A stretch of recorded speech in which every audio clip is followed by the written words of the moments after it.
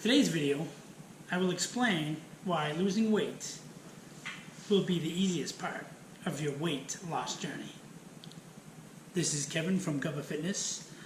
If you're into making yourself a better person and becoming the best person you can be, hit the like button, smash that subscribe button, because that's what this channel is all about. So over the years, I have collected a vast amount of knowledge on dieting. I've tried every diet known to man, and most of them are successful as long as you're in the right frame of mind. So what I've decided to do is help people. So I will be posting a series of videos to help people who maybe need that extra little bit of help, who don't have time to do the research to find out what it takes to be successful in their weight loss journey.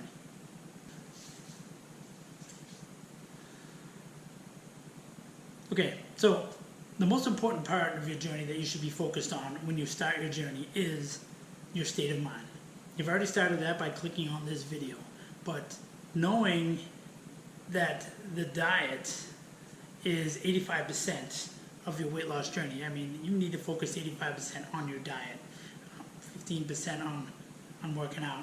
But I would say you need 100% focus with your mind on what your body is trying to do to stop you from succeeding in your weight loss journey. So when it comes to weight loss, losing weight is the easy part. It's how many calories in and how many calories burned. It's that simple. It's a numbers game. The tough part is the psychological battle with yourself. How many times have you been on a diet and you know you're trying on a diet, you're trying really hard, but your body is just not responding? That's your mind controlling your body. It just gives you an uneasy feeling that you don't have control over your body. Even though you have the will, sometimes the body will take control and try to sabotage that.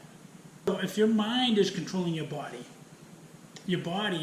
for years, and it's not just yours, it goes back many years, decades of humans trying to survive way back when there wasn't a lot of food. But the body goes into survival mode when you start reducing calories, maybe exercising more. And what it does is it will psychologically give you excuses not to work out. It will psychologically give you the feeling that you're doing something wrong, that you're not 100% on board. It will give you cravings. It will give you reasons not to go to the gym. It will give you pretty much any excuse to conserve energy, be lazy, move less, and eat more. That's what the body does. It's called survival. And you will be battling that mentally your entire time or your entire life as you move forward with your journey. That being said, you are going to see many sacrifices and psychological challenges as you force yourself away from your comfort foods and established cravings that you just have to have. If you stay determined and patient with the whole process that you're going to be going through, it won't take very long for you to reset your taste buds and your bad habits. And again, remember, your mind will never stop trying to get you to eat more and move less. Never. So, with that being said, how do you move forward? How do you keep interested? Well, you have to stay engaged.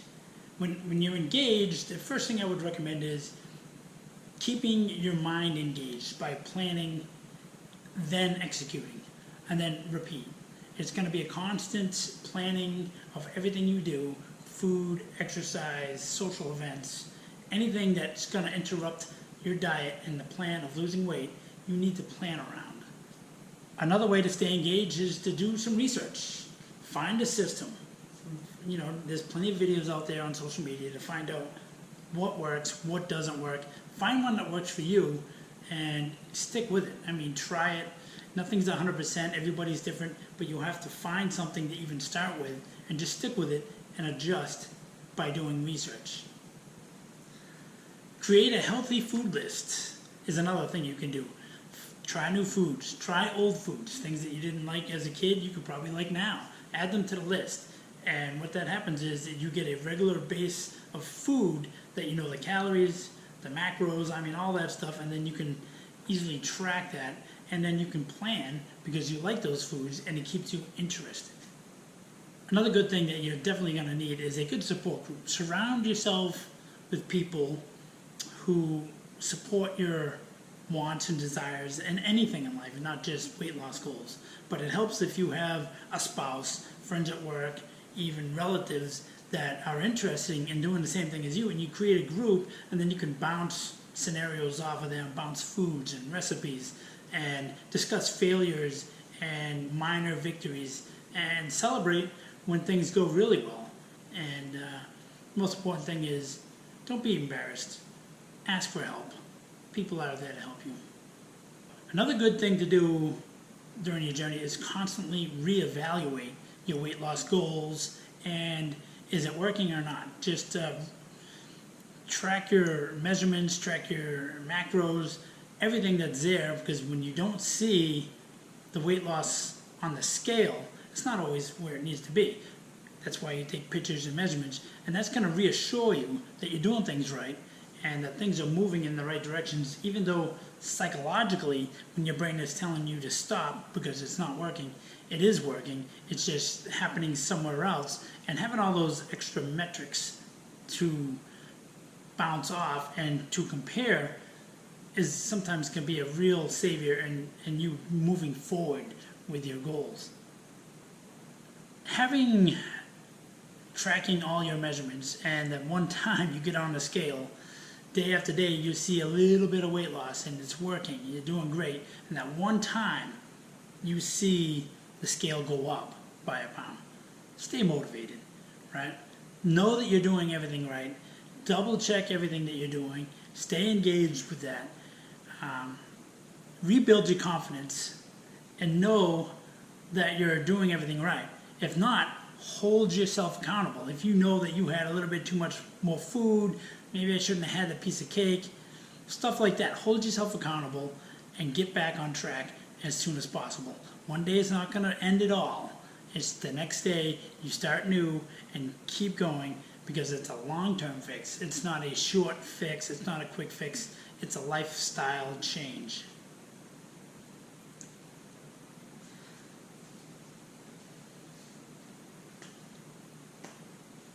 Okay, so staying engaged. Talk about one way to be successful is pre-plan. Pre-plan what meals you're going to have, pre-plan when you go shopping, pre-plan to go to the gym, try to work around social events by planning, and when you have a proper plan in place, your mind is still engaged, and when you get there, you seem to be a little more focused and you feel better about it, and there's no excuses that prop up to say, I can't do this because of this, or I can't eat this because of that. So pre-planning is probably one of the most important aspects of your weight loss journey. We talked about the psychological side of things earlier in the video, and you need to understand that the mind is going to throw a lot of excuses at you, including some of your weaknesses. It knows you better than you do. So when you know you have a weakness for a certain type of food, certain type of event, try to avoid those events. Work around that. Do a little more planning. Push through those. Physically, the mind is going to tell you, you can't do that last rep. You're too tired to go to the gym. Having that one piece of cake isn't going to bother you.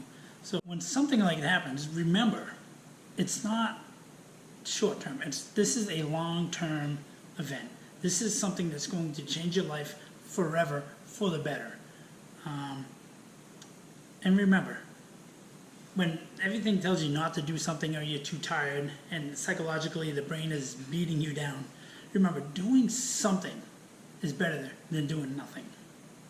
This is Gubba. I wish you great success in your weight loss journey, and don't forget to stop by for more tips and videos on how to continue with your success. Stop. That smile's cheesy.